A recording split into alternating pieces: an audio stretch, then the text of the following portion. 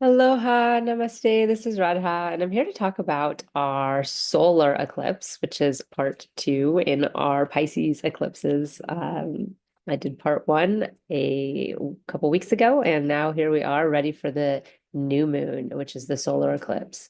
So here in Hawaii, it is on the very early morning of the 29th. So the actual moon and sun will come together at 12:57 a.m., which is pretty close to the max point of the eclipse. That would be 12:47 a.m. here, which is 3:47 a.m. Pacific Daylight Time. The whole span of the eclipse, which is a partial solar eclipse, which I'll talk about in a moment, runs from about 10:50 p.m. on the 28th, actually Hawaii time, into the morning of the 29th. And so we have here this moment where the watershed or the flood of whatever dams we have dismissed in the previous eclipse that we had in that Leo Virgo axis that we were or Leo Virgo tipping point that we were working with in the Leo Aquarius axis. This is kind of the comeuppance of what we have or have not done. And for many of us, there might be a lot of blessings in this if we have tended to our details and we have honored the ways in which we've created contracts or agreements with people. We might find that a lot of beautiful things come in this sort of undoing moment in time. And the reason I refer to it in these metaphors of water is because it's in Pisces and there's a lot of planets there. It's not just the sun and the moon coming together with Rahu, the north node, eclipsing. It's Venus and Mercury both retrograde, and even Neptune, which I don't often include in my forecast, is right in between Venus and Mercury in the depths of this watery storm, and it can be an easeful and graceful moment in some ways because the star that's ruling it, and it's really the star that's ruling the sun, the moon, Venus, Mercury, and Neptune, as I said. Rahu, the eclipsing node, is actually in the star Purva Bhadrapada, and then all those other planets are in Uttara Bhadrapada, which is the more peaceful of this scorching pair. The two stars together, the two nakshatras together, make up this funeral cot, this bed of essentially death. And the front half of it has a more fiery nature, Purva Bhadrapada, where again the North Node is, and also where Saturn is, which we'll talk about in this video as well. He's still on the Aquarius side, but right after this eclipse happens, he moves into Pisces on the star of Purva Bhadrapada. There is a bit more of like anger, irritability with that particular star. And in Uttara Bhadrapada, there's a more placid and calm vibration. There's this energy of acceptance. And that's where the real surrender comes in, right? When we talk about the 12th house, which is what Pisces is, the natural 12th house, we talk about that moment from where things are being stripped from us or where we are letting go, where we are surrendering. And there's like a specific place, right? There's a line we can all feel in our lives when that moment comes upon us where we feel like something's being taken and we have that opportunity to drop into a deeper level of consciousness and acceptance and let it go instead. We're no longer striving or railing against what suffering we're experiencing, what pain we might be experiencing, what anger we have, all the different range of emotions that might come up for us. We start moving into that place where we just allow and trust, right? There's a lot of faith and trust available to us in this moment, like it's all meant to be. And of course, there will be relationships that get dissolved as Venus is in her retrograde cycle here. in the throes of it. There will be communication that gets lost as Mercury's presence is here. Our power, the sun, is actually what's being eclipsed here. But if you've been tuning into my reports, you know that actually on the 17th of March, which was this past Monday, Rahu was exactly on the sun. So the sun entered right after our last eclipse, and then Rahu was on the sun on that day. And now they're a bit farther apart, which is why we have a partial eclipse. Rahu's at 3 degrees in Purva Bhadrapada, and the sun is later in Uttara Bhadrapada at 14 degrees. So we have this differential in the lineup of the sun, the moon, and the earth, which is how these eclipses occur, right? The lunar eclipse, we had the earth coming between the sun's reflection on the moon that lights it up. And in the solar eclipse, we have the moon coming between the sun and the earth. So here in Hawaii, it'll be the middle of the night, so we wouldn't have any sunlight being shown to us anyway. But in the places where they'll be able to see this partial eclipse, we have the moon coming between the earth and the sun's light that comes towards the earth, but it won't be fully covering it. It won't be a total solar eclipse. It'll be partially covering it. So you'll only see a little like bite taken out of the sun in the places that it is visible. And this is, an interesting metaphor, the bite, right? Because Rahu is a head with a mouth eating things, eating ideally the luminaries in his ideal fantasy. He's said to be chasing the luminaries, the moon and the sun, and he's devouring without assimilation. There's no body. The South Node Ketu, which did the eclipsing in our lunar eclipse, is the one that has the body, and Rahu is the part that is just the head. And so we really are voraciously wanting wherever Rahu is. And for all of us, we've been in this axis, this Pisces Virgo axis, since November of 2023. So we're at the end of this. This is the end of the beginning, right? Because Rahu has an opening energy, a new karma that it's trying to move into. And it's doing so with a very childlike energy of impatience and a lack of listening. And as a result, there's a lot of stops and starts. There's a lot of chaos. There's a lot of illusion and making things bigger than they are, this exaggeration, and this very airy Vata energy where there's a spraying out of our energy. And so we may have experienced this even stronger particularly with the sun, whatever place in your chart the sun, whatever house the sun rules, whatever place it signifies in your chart. But also maybe with the actual sun in the sky and our relationship to our power sources, even stronger earlier in the week than we will at this point of our actual eclipse. Rahu's closest planet during the actual eclipse is going to be Venus. Venus is at 4 degrees and 32, or excuse me, 36. And Rahu is at 312. So they're very close together. And this is why relationships in particular might be extra magnified, our place in them, especially because Venus is retrograde. There's been a lot of like rerunning old patterns, old partners, perhaps, old lovers, and really reflecting upon what we are doing in our relationships. Are we seeking this higher love of Pisces? Are we resonating on the spiritual plane?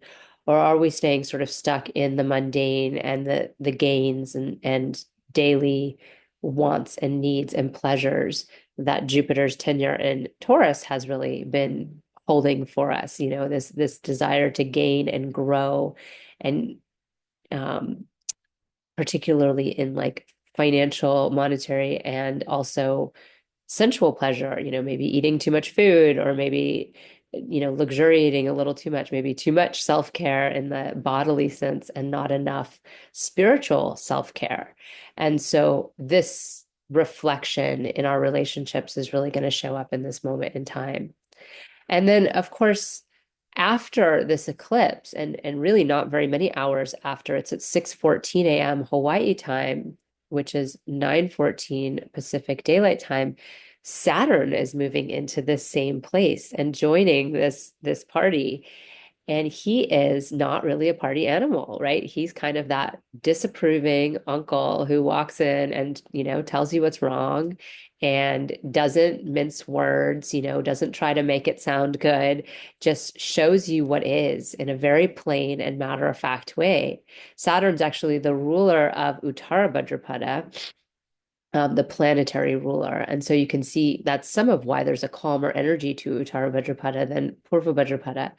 But he has this very, matter-of-fact way of coming in and just being practical without the bells and whistles. And this is going to really show us how we've been doing because the eclipse itself might feel like, again, that gush of water of just dams being broken and things flooding out for better or for worse. There's not much we can do at that point. It's like we're just, wading in the water and trusting that we've either made the right choices or surrendering to the places where we haven't taken care of things and it's just going to be a little bit crazy. But Uttara Bhadrapada is also ruled, like genuinely ruled, because the lordship of these stars is really through a deity. The planetary rulership's a little bit different. I don't want to get down too much of a rabbit hole there, but the planetary rulership has to do with the dasha system, the Vimshottari dasha system. So, Ahir Budnya is the actual ruler who is one of the Rudras. And also another Rudra rules Purva Bhadrapada. We have Eka Ajapada, the one-footed goat that rules the first star. And this energy of Ahir is where we're taking our dive a little bit deeper. In Purva Bhadrapada, there's this lightning flash, this like awakening. I am beyond this body. I'm beyond this form and my ego. But we still have a lot of ego, right? We're still stuck in these two worlds. There's the two-faced man. We're like looking forward to the future, but we're still stuck in the past. And we're not fully really embodied yet. In Uttara Bhadrapada, we have a chance for embodiment. We go deeper into that subconscious realm that is held by the Naga. And if you remember my full moon in Aslesha video a few weeks ago, we talked about this. Ahir Budnya is also Ananta Sesha, who is the thousand-headed serpent that holds up Vishnu. It is our subconscious. It is our capacity to tune in to that subconscious that calls for the quality of our conscious waking existence. If we're totally ignorant to what's going on beneath the surface, then all of our actions on the front end are going to come from that ignorance. It's just going to be reactionary, cautionary, reactionary, emotional, and we're kind of going to be a mess. If we can reckon with the depths of what's going on for us, then we have a chance to elevate our actions and take actual conscious choices in our real life, in our world around us. And this is really, something that most of us have some blind spots around. Very few people have completely reckoned with their underworld, right? Most of us still have places, you know, often from childhood, maybe even from before we were very aware ourselves, before the age of 3, when we start really becoming aware of what's happening to us, things are just impressions. They're just sights and smells and sounds and pictures and images. And we don't have a clear concept of what's actually occurred. So we can't talk about it. And these kind of things stay in our body memory and in our all of our actions and thoughts and forms of karma that come out of us, because we have like our thoughts that we have as a sense of karma, and then we have our words that we speak, and then we have our actions that we take. And to get to each of those levels, our thoughts, our words, our actions, we have something beneath the surface that's holding us up. And so this is where we go deep, and we have the capacity to be very honest with ourselves if we want to be. We can use that Saturnian energy and kind of have a cold, practical view on what we have and have not been spending our time on. Saturn is very much about the concept of time. What have we committed to? How humble are we in our spiritual practice? How enlightened do we think we are? And what's backing that up? And how is that being reflected in our relationships with others? How is that being reflected in our communication, in our words? And how are we really bringing together our mind and our consciousness in this meditative state that is the new moon. And if you remember, for Shivaratri, I was talking about how every month we have the sun and the moon come together. We have a Shivaratri every month. So how are we doing on that? Bringing together ourselves and coming to this state of quiet and coming to this state where we are not so engaged in everything around us and we're coming back to ourselves. How's that working for us? And these are the big questions that Saturn will be asking us when he comes in. So again, the eclipse itself is kind of like whoosh, like, it could be like the Bermuda Triangle where things are just getting lost, but it can also be somewhat peaceful if you have dealt with a lot of the things and you have been taking stock and you have tended to your details, in the last few weeks and really made sure to check, cross your T's, dot your I's, call the people you need to call, send in that reply to the thing you're supposed to send in the reply, and check for your health and your wealth and your well-being in all the material ways that Virgo asks of us, then it might be quite peaceful. You might find that the surrender is, hey, I took care of business and now it's unfolding pretty well. Or you might find that there's a lot of backup and surely there's probably somewhere where you haven't tended, right? There's definitely somewhere that we're not able to deal with everything. And so that will come about in this eclipse and we'll find ourselves really sorry, I have a stuffy nose. One of the things I have not tended to has been my own health is as I tend to the health and well-being and all the other things that I've had to deal with, I've managed to catch a little bit of a cold. But this place where we have an opportunity to really tune into what we are actually trying to let go of and allow in. Where are we, what is this karma of Rahu that we've been working with in Pisces for so long, this opening in this plane, the spiritual plane? How are we really activating this? And it's interesting because Rahu and Saturn are actually crossing paths this year. Rahu won't officially move out of Pisces until May 29th using the true node. Some people use the mean node, so they might have a different date. But if you use the true node where the nodes actually are placed, then he moves out on May 29th. And so Saturn crossing in now, and I have this here for ease of me and my changing of the times. Saturn moves in now, and then Rahu will cross over him. So the beginning part of this time with Saturn here in Pisces is going to be a little bit more nervous and shaky because Rahu is so close to Saturn. We can see in the actual eclipse that, and this is actually a couple hours after, but I think it's pretty close. Yeah, 4:36, 3:12. So Venus is the closest to Rahu at this point. And Mercury's moving in, and Neptune's right between Venus and Mercury. But Saturn will be very close to Rahu. I think they're exact in April. I have that date written somewhere, but I don't know exactly where right now. So I'm not sure I'll look too hard, but maybe I'll look really quick and see if it's on this one thing. Well, Rahu is joined Venus direct on the 23rd. So Rahu's joining Venus now, and then again, April 23rd, he's going to join Venus, and Saturn's in very close degrees. I don't have the actual date, but I think it's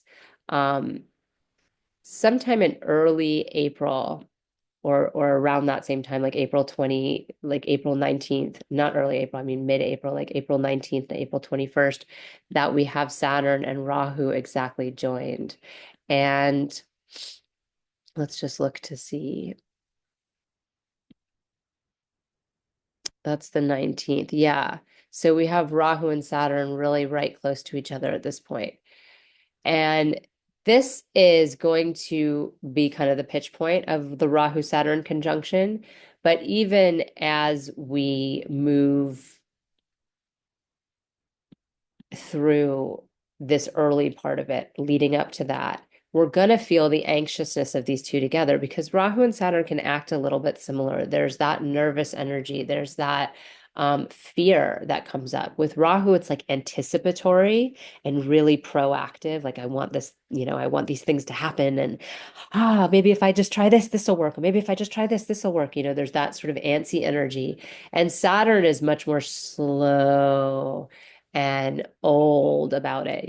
There's not that youthful vibe, but they both have a fearful energy and they both have a Vata energy, this kind of drying, airy energy. And together in Purva Bhadrapada, which is this star of releasing our body, of releasing our ego, but it's the first awakening of it. So it's not actually doing it. We really do more of the work in Uttara Bhadrapada um, where we are in this new moon, in this eclipse. And you can see the moon is actually this, when Saturn moves in, the moon is already in Revati. The moon just moves into Revati right after the actual eclipse. And Revati is the final star in this pair that is, or in this, place in Pisces where we're walking ourselves home. Revati has a much more peaceful vibe than even Uttara Bhadrapada because it's like, oh, we did the work. We did that work. We actually walked through the door. Purva Bhadrapada is like, here's a door. And we're like, I saw the door. I must have arrived. But we have not, right? And then Uttara Bhadrapada, we open the door and we find we're in like a watery underworld that we have to reckon with. And then in Revati, we're back on land and really able to walk. Like there's this quality, because he's ruled by Pushan, this shepherd, there's this quality of not being in the throes of the ocean anymore. Maybe it's a dock, maybe you're getting off of the boat. It's like the end of Noah's Ark, the animals walking two by two onto land and being like, okay, this is it. This is this calm place at the end of all the storms that we've just encountered. But Uttara Bhadrapada is definitely more of the real work. And while Rahu, and I'm sorry, I know I'm kind of being Piscean about this. My own Mercury is a Pisces, and so I'm a little swirling around here in different places. But Rahu and Saturn crossing was where I was originally going with this, and I got caught up seeing the moon was in Revati there. But they're in this star of Purva Bhadrapada, so there's this anxiousness and also this anticipation of what can come. And Saturn's kind of this cold reminder because he's been in Purva Bhadrapada in the Aquarius side for quite some time. Like there's a lot of work to do to get there. It takes a lot of time. And Rahu is impatient. There's not as much time where Rahu's involved. It's not Rahu's thing to be patient and to wait for things.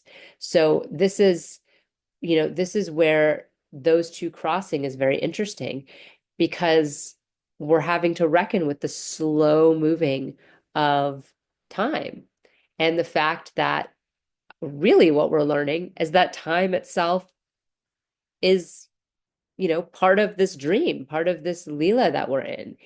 And Rahu is so attached to the Leela and so attached to the play that even in this star of awakening, it's like, okay, and then I'm going to have this happen, and then this is going to happen. It's this constant desire for more. And because he's at the end of his cycle, there's a good chance we've mellowed a little with this. And maybe we've learned something, particularly in what area of your life Pisces is. And this is the most important thing, right? Is to know what is Pisces for you? What was Virgo for you? And Leo and Aquarius also. Like, what houses are these in your life? Because if you're a Pisces rising, all of these planets are in your first house. You feel overwhelmed on your person. Everything's coming at you, and they're not necessarily friendly house lords. Venus rules the third and the eighth for Pisces people. It's like a difficult house and a house that brings up the pushy egoic will that can bring about the difficulty. The sun is the sixth lord. It's bringing challenge, hard work, the work of your power, how much effort it takes to hold your power as a Pisces person, and Mercury brings up the fourth and seventh, which are structural houses, your relationships, which are often difficult, and your home and your capacity to hold that peace there. So you have all these energies that aren't necessarily like, oh yay, these are so easy. They can be very difficult. And then Saturn moves in, and Saturn is your 12th lord. So you have all three Dushtana lords in your first house if you're a Pisces. So this is, it's overwhelming just to have a lot of planets in your first house, and then to have three of them be difficult house lords adds to that. But for Virgo people, this is their seventh house of relationships. So it's like all the energy's over there on someone else and in their relationships with someone else. But they're perhaps still ignoring themselves unless they did the work, unless they've been following along and taking stock and doing that work. A lot of the energy is in the seventh house, but it's more blessed planets. It's their ruling planet, the Mercury, and then Venus is their ninth lord and their second lord, bringing Dharma into the picture. You know, there's still some Dushtana action that happens for them. But it's a very interesting thing and an important facet to understand where this is happening in your life. If you don't understand that, then you don't really understand the eclipses at all, because it's not just a general experience that we're all having. We're all having very different personal experience based on really your rising sign and where this is in your chart. So if you're interested in that, I do breakdowns for each of the 12 signs. I do them for the weekly report, the different transits of the moon and whatever planets are changing signs. I definitely do it for full and new moons, and that includes these eclipses. And then I do a really big one for the major transits, like Saturn changing signs, Rahu Ketu, and they're going to change their signs at the end of May, and Jupiter when he changes his sign in May. Like these long-term transits, I do those not even just for my members. Those I offer to everybody who's on my mailing list or in my free Patreon group, even just because those long transits, they really are such a huge shift in where our energy's going and where we're holding, in Saturn's case, where we're holding our commitments, where we're spending our time, what we're humbling ourselves in honor of. And so this is going to all be coming out in the next week. Your Saturn for your sign, the transits for this eclipse and your sign. And I did do a live discussion with my members a couple weeks ago on both of these eclipses for all the signs. So you can also get access to that if you go to patreon.com, Radha Home Astrology, and sign up for Cosmically Aligned. And I'm also teaching this new moon, and I'm going to talk about this a little bit more in another moment. But after this eclipse, we go right into Navaratri. We go into our Chaitra, our spring Navaratri. And this is the 9 nights of the Goddess Mother. And on the 1st of April, I'm going to be teaching in a summit, which is free. It's the Inner Light Jyotish Summit. And I'm teaching with a bunch of other really talented female Jyotishis. And my particular topic is on Rahu. And I'm going to dive into Rahu's different energies and how he shapeshifts according to who he's connected to, which planets he's connected to, and where he is in the chart, in the sky. And also his association with the goddess Durga, who we are honoring in these 9 nights. So if you're interested in that, you can be on my mailing list and I'll let you know, or in my Patreon group, I will let people know for that too. And I'll also put a link in the description of this if you're interested in signing up. It's a totally free summit and it's really valuable. So many wonderful teachers teaching at that. So have a blessed solar eclipse and Navratri if I don't see you before then. And may you find peace in all of this. Namaste.